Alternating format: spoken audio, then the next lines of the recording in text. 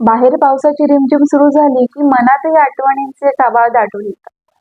काही आठवणी अशा असतात ज्या आपल्याला भूतकाळात घेऊन जातात, चेहऱ्यावर हसू आणि डोळ्यात पाणी आणतात. आजची ही कविता अशाच एका मनाच्या कोपऱ्यात जपून ठेवलेल्या मोरपंखी आठवणींची. ऐकूया तर मग पावसाच्या थेंबांसोबत वाहून आलेला हा आठवणींचा प्रवास. बाहेर पाऊस सुरू झाला की कधी कधी मनातही आठवणींचा आबाळ भरून येतं आणि मग तो बरसत राहतो बराच वेळ, अंगणात आणि मनातही. कधी रिपरिप, कधी रिमझिम, तर कधी बेफाम मुसळधार. मग मनही होतं बेभान त्याच्या आठवणी. मनपटलावर उमटत राहतात आठवणींचे तरंग, थेंबांसारखे रुंदावतात ओठांच्या कडा आपल्याही नकळत. आणि गर्दी होते डोळ्यातही आठवणींच्या आजोबांची.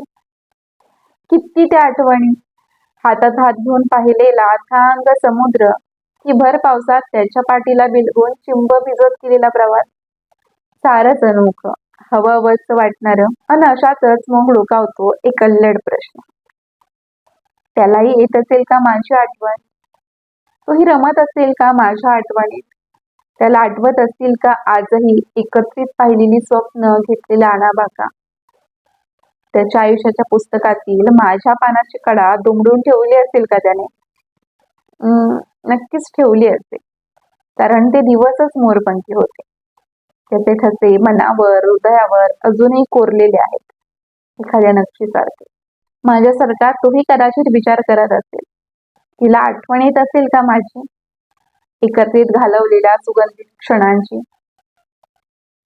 शेवटी काय, तो तिथे आणि मी इथे, सारा शब्दांचाच खेळ आणि मनातल्या विचारांची भेट. मग वाटतं असतं, काही आठवणी ह्या आठवणीच राहू द्याव्यात.